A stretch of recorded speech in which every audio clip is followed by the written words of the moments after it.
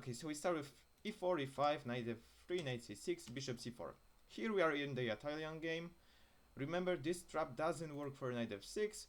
Here you can play something stable like castling or d3, or you can also play knight g5 entering into fried liver attack or other interesting variations that are often found in professional or in not really in a casual setting. But we are focusing on bishop c5. Here we play c3. This move is very good generally because it first guards the d4 square, guards the b4 square. Also, it allows you to push by d4 or by b4, preparing some very interesting actions and letting you attack straight away. Then knight f6. Here we sacrifice this. We don't guard this pawn as many would do with d3, which leads to quite complicated positional structures. Here we will be attacking with d4. Obviously this pawn cannot be taken because we will lose the bishop, so the most popular line is taking and giving a check. Here we got a lot of options. One of the best in terms of positional play is bishop d4, which pretty much forces opponent to take, and we are guarding all of those pawns. But today we want to play something more aggressive, so we're playing knight c3. And you can see that the only piece that guards the e4 pawn is currently the knight. But this knight is pinned. So this pawn is actually sacrificed. And this is the plan. After taking, we do not try to defend this pin in any way. We just castle. And here comes the choice that the enemy has to make.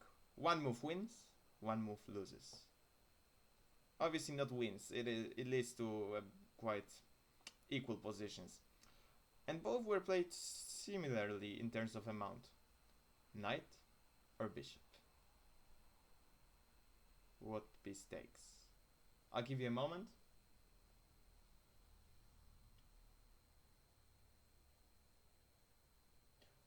The better move that keeps the game alive is bishop takes, which seems unintuitive, because after taking, we do not take this pawn. After taking, you have to play d5. And this is the move that will be often shown here as the one that can stop the action and slow down the attack. And here we play queen to c2, and a lot of interesting game can happen, but it is actually quite slow and calm in comparison to the latter variations. And in this position, enemy will always make a mistake of taking with a knight. And after takes, I mean, it's a free pawn. Why would you not take it? But it's a blunder that loses the game almost immediately. You just have to play a few precise moves. The best one is arguably bishop a3, giving up the rook. But this move, bishop a3, makes the castling impossible. And this is the important part, because what we will do is we will be attacking in the center, utilizing the fact that you cannot castle. So taking the rook here actually loses on the spot, because you can just give a check, and after knight blocks, the best move is to take, but not take on f7, if you can see. And here we are attacking, we are forcing the enemy to make mistakes. Check here. If king walks up, then we have a lot of attacking options, and this is, remember, you can always just take a knight here and nothing bad will happen. Free position, honestly. I mean, we are still down in the material, but not many things can be done to prevent immediate checkmates. If you take, then you gave back the material and we are pretty much equal, but your king is weak and the position is definitely lost for black. Here, I told you before that d5 can survive, make these positions more survivable. It is the best move here, but it still doesn't work because we play bishop to b5. And here, the two main options is either to take the rook or to guard with a bishop. Bishop first is interesting because you can see this pin is quite powerful and we will be trying to use it as much as possible in this game. So we play rook to c1. Using the X-ray tactic, we are still attacking the knight, even though it is not attacked yet. Bishop moves to a5, the only safe square, and when you have a pin, you have to attack it. This is the golden rule that you will have to follow everywhere. Queen a4. We double the attack on the pin, and we attack the bishop. The only reasonable move is to retreat with the bishop. And here we utilize the fact that this whole diagonal is guarded by the bishop. This knight is pinned, and here we have a lot of attacking chances. So instead of attacking on this pin instantly, we give a check. And here black starts to see a problem. No matter which piece he will block the check with, you're always losing in some way. After knight, this bishop is now pinned. So we take it, and look at it. This queen is also pinned to the king now. So how many pieces do guard the king? Like after taking out the pins? Only the king. And we got two pieces attacking.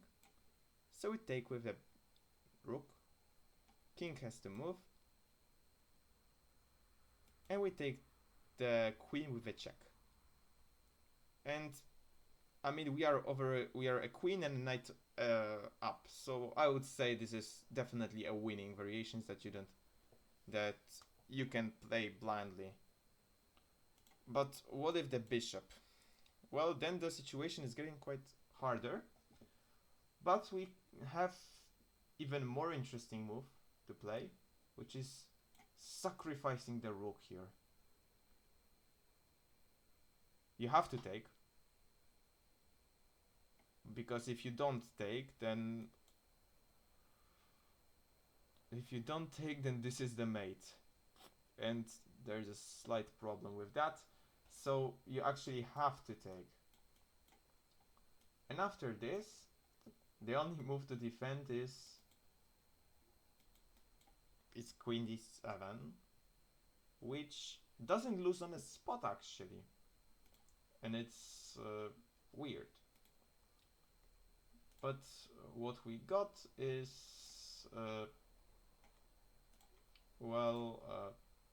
we can just take. We can sacrifice the rook here another time. You have to take. And here, look at this mating net. Not much that can be done except for c6. This variation is already lost. And what if he takes? Well, then we play rook. Same check, same motif. This opening, these traps are very thematic. They are not really the memorize all the variations. They are more like realize the key moves and just think about the order. Bishop e6, and now we play interesting move, queen to c2.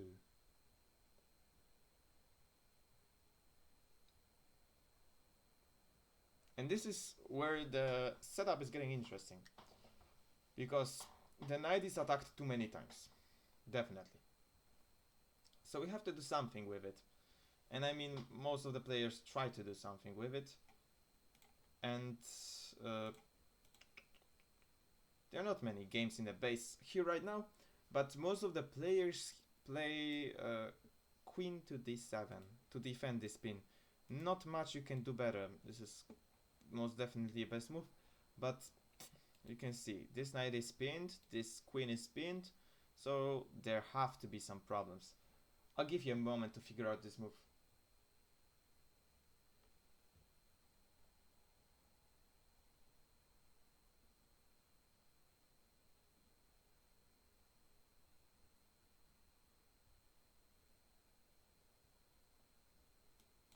Knight e5, utilizing this pin. We are forking, and at the same time we are pinning. And this setup makes it in the way that the best move actually here is to take and give up the queen and try to play this position, which doesn't seem, if you play it dynamically enough, it is definitely lost for black. You cannot try to even win this. I wouldn't like to play this with black at any time. And white seems very intuitively winning.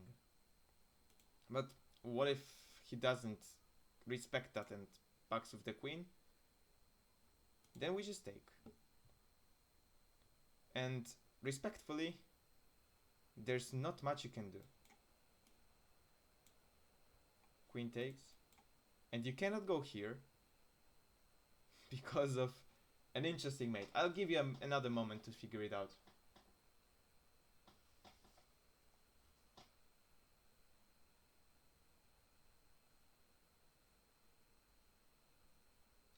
This is a mate in 2. Takes, takes, bishop here. Look at that box. Incredible. And if you don't, well, then you have to sacrifice the queen once again. And we just take it, and I think this position is quite self-explanatory. Don't really have a lot of moves to do. Long castle loses, obviously, to knight c5, and the trap is set. You cannot do anything. Trying to go here loses here, actually. This is such an interesting position. You cannot really wrap your head around this, but so many moves that can be winning and so many possible mates to be found. You see, you can explore those positions on your own, playing those, learning from the patterns, learning from the ideas. This is the first trap, which I would like to show you, and as you can see, it's quite effective. You don't really have a lot of moves, and there are a lot of mistakes that black can move to. There's also one trick that I personally like, which is after this. You can also go for less optimal, but I think that even better and more practical in a play, because you don't have to think a lot if you do it. Knight g5. 2 pieces attacking. And here, in this variation, only around 15% found the actual defense. And this is, again, as I said, d5. This move is the one that actually stops the position and makes it a lot harder, although you can also play for some tricks. Knight takes. If anybody has played the right lever defense, he'll definitely know the drill. You don't really want to take, because we don't go here like in the right lever, but we go to h5. And here, bishop takes. A lot of possible moves, and I would say this is definitely interesting position to analyze on your own. But a lot of players will just castle here. And this is the grave mistake. Because we can actually find out some real interesting moves here. First, the most obvious is the weakness of the h7 pawn, which we quickly utilize with queen h5. And here there are three moves played, and the best one, the best one is to just take the knight, which doesn't seem very nice and shows how bad the position is. The most played, g6, and a bit less is g6, just giving up the mate. Well, this is obviously a mate in one, so we do not play that, but h6 is actually interesting because there are better and worse ways to play this position. Can you tell me which piece do we take the f7 pawn with? And there is a one better answer than the others.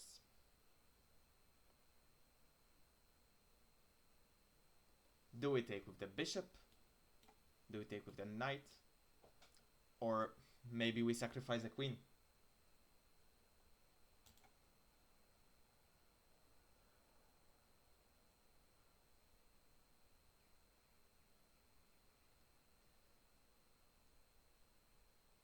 At that point, we can use that this bishop pins the pawn and can attack the king by the x-ray and take with the knight.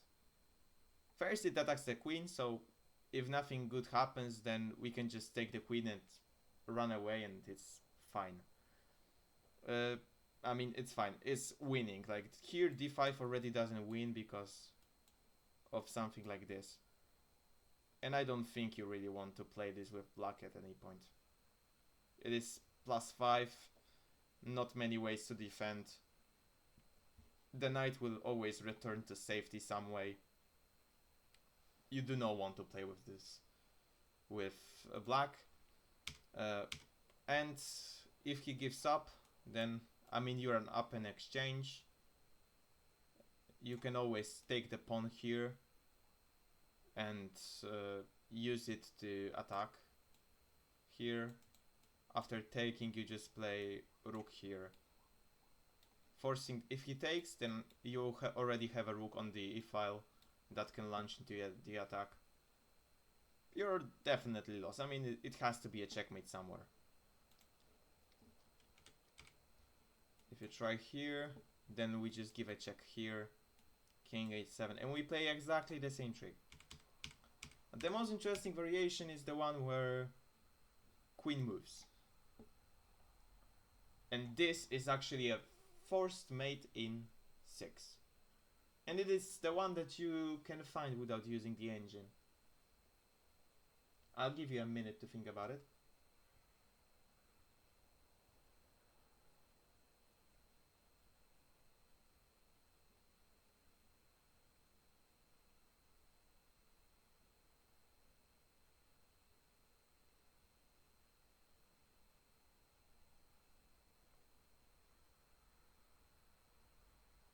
I think we're ready.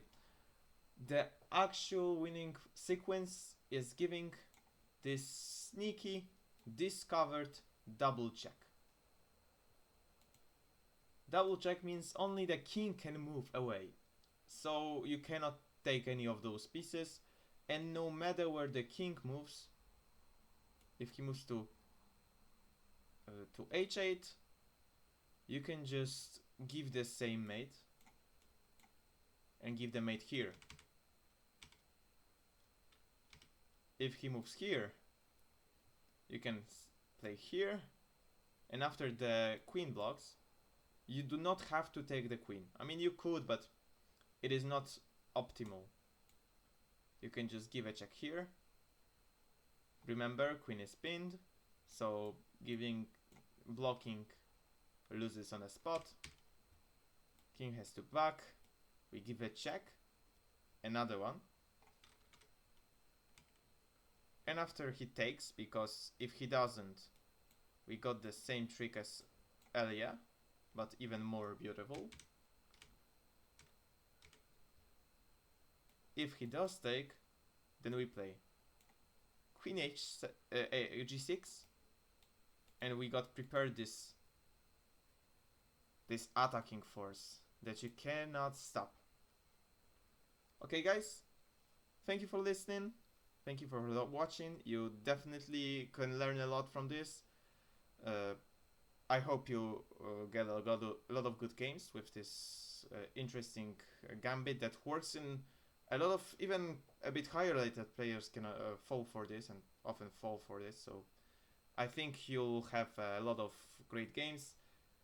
See you on the chessboard and have a good day.